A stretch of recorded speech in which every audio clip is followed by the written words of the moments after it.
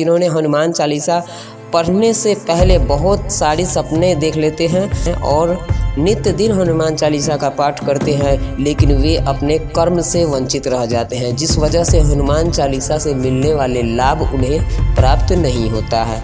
तो ध्यान से सुनिएगा दोस्तों जरा सोच कर देखिए, आप हनुमान चालीसा का अगर पाठ करते हैं तो आप हनुमान चालीसा का पाठ क्या सोच कर करते हैं। दोस्तों आपको बता दें कि आप हनुमान चालीसा के पाठ यह सोचकर करते हैं कि हनुमान चालीसा आपका जीवन बदल देगा। हनुमान चालीसा से आपके जितने भी संकट है वह संकट दूर हो जाएंगे। आप बहुत ज़्यादा अपेक्षा रखने लगते हैं हनुमान चालीसा पर, आप बहुत ज़्यादा उम्मीद के साथ हनुमान चालीसा का पाठ करते हैं। तो क्या यह सही है और क्या ऐसा आप करते हैं? तो दोस्तों इससे कितना बड़ा प्रभाव पड़ता है जीवन पर, यह जानने के लिए आप इस कहानी को जानिए। दोस्तों स्वागत है आपके अपने YouTube चैनल जैसे मिस्ट्री पे। दोस्तों विजय शर्मा जी कहते हैं कि इनका 20 साल का हनुमान चालीसा पाठ करने का अनुभव है और इनसे अनुभव लेना हर एक भक्त को जरूरी है। आपको पता चल जाएगा कि आप क्या सोचकर हनुमान चालीसा का पाठ करते हैं और हनुमान चालीसा के पाठ से आपको कितना लाभ और कितना नुकसान होता है, और हनुमान चालीसा आपको कहां कहां मदद करता है और किस परिस्थिति में आपका साथ भी देता है। दोस्तों चलिए जानते हैं। विजय जी कहते हैं कि हनुमान चालीसा संत तुलसीदास जी द्वारा लिखित एक प्रार्थना है जो भगवान हनुमान की महिमा का बखान करती है। यह न केवल भक्ति का एक माध्यम है बल्कि इसे शक्ति, साहस और आत्मविश्वास के लिए भी पढ़ना पड़ता है। विजय शर्मा ने पिछले 20 वर्षों में हनुमान चालीसा का पाठ किया है। इस यात्रा में उन्होंने अच्छे और बुरे अनुभव दोनों ही किए हैं। इस लेख में हम उनके अनुभवों को विस्तार से जानेंगे। दोस्तों विजय शर्मा का हनुमान चालीसा से परिचय बिल्कुल भी नहीं था, लेकिन उनका हनुमान चालीसा के बारे में जानकारी मात्र 10 वर्षों के थे तब उनके दादाजी द्वारा हुआ। हर दिन सुबह उठकर इसे पढ़ने के लिए उनके दादाजी प्रेरित करते थे। उस समय यह उनके लिए एक साधारण प्रार्थना था, लेकिन जैसे जैसे वे बड़े हुए इसे पढ़ने का अर्थ उनके लिए बदलने लगा। दोस्तों आपको बता दें कि विजय ने अनुभव किया कि हनुमान चालीसा का पाठ करने से उन्हें मानसिक शांति मिलती थी।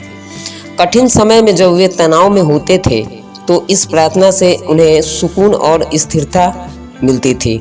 उन्हें लगा कि उनके मन को शांत करने में मदद करता है और उनकी चिंताओं को हनुमान चालीसा खत्म करता है। दोस्तों बहुत सारे लोग ये भी अनुभव किए हैं, लेकिन आप ध्यान से इस कहानी को अगर सुनेंगे तो आपको पता चल जाएगा कि हनुमान चालीसा आपकी मदद कब करता है।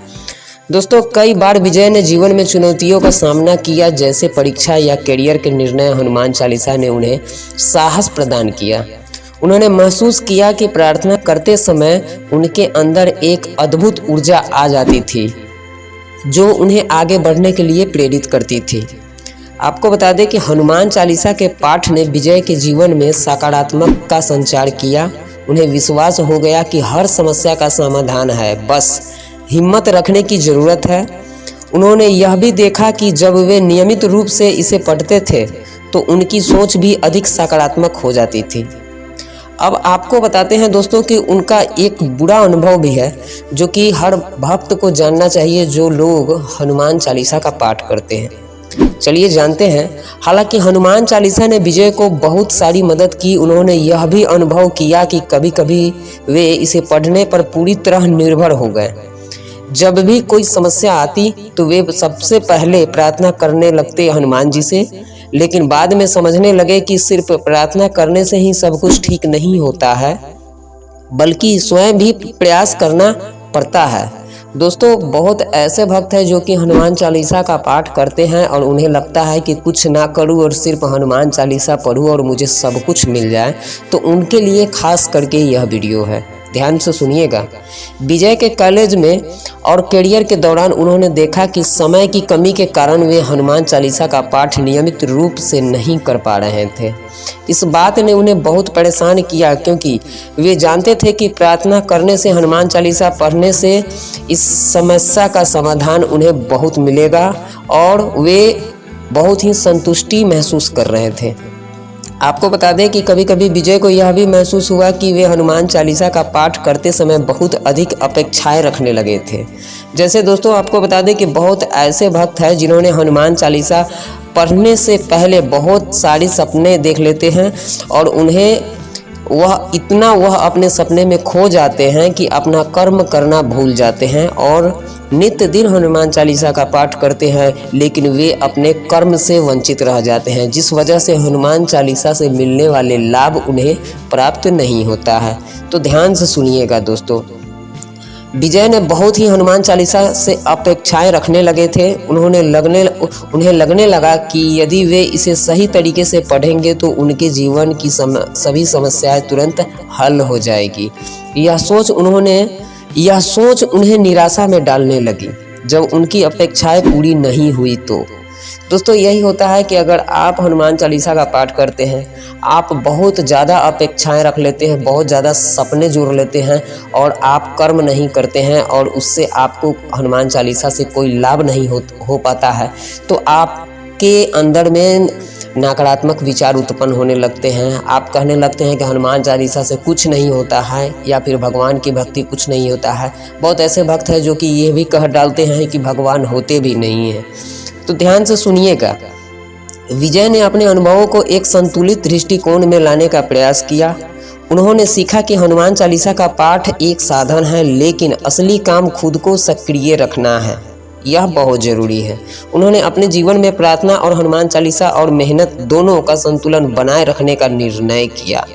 दोस्तों आपको बता दें कि अगर आप हनुमान चालीसा का पाठ कर रहे हैं और आप साथ में अपना कर्म कर रहे हैं, तो यूँ समझ लीजिए कि हनुमान चालीसा का 100% लाभ आपको मिलना ही मिलना है। विजय शर्मा के 20 साल का हनुमान चालीसा का यह अनुभव बताते हैं कि भक्ति और मेहनत दोनों का महत्व है। यह एक यात्रा है जिसमें अच्छे और बुरे अनुभव दोनों होते हैं। हनुमान चालीसा ने उन्हें कई सकारात्मक चीज़ें दी है, लेकिन उन्होंने यह भी समझा कि वास्तविकता का सामना करना और आत्मनिर्भर होना आवश्यक है।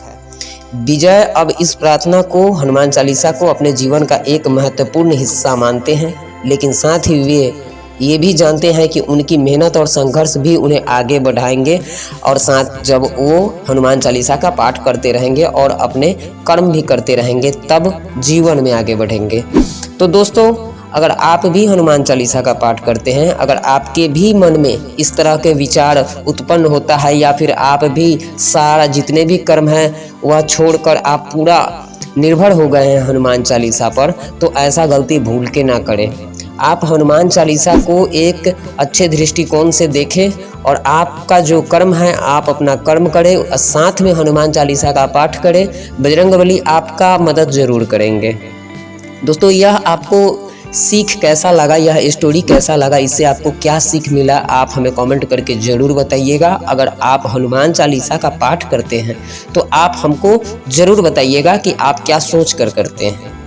दोस्तों इस चैनल पर नए हैं तो चैनल को सब्सक्राइब, वीडियो को लाइक और कमेंट में जय श्री राम जरूर लिखिएगा।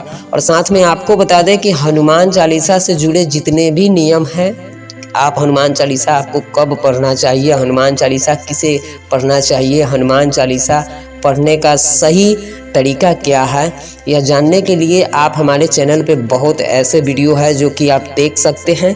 उसमें बताया गया है कि आपको हनुमान चालीसा पढ़ने से पहले कौन कौन से बातों का ध्यान रखना चाहिए।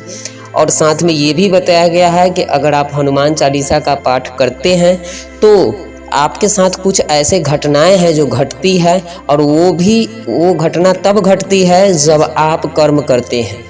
अगर आप कोई कर्म नहीं करते हैं और हनुमान चालीसा का पाठ करते हैं तो आपके साथ कोई ऐसा घटना जो है जो कि आपके लिए अच्छा हो, वह आपके साथ घटित बिल्कुल नहीं होगा। इसलिए आप हनुमान चालीसा का पाठ नित्य दिन करें और इसका सही नियम के साथ करें। जय श्री राम।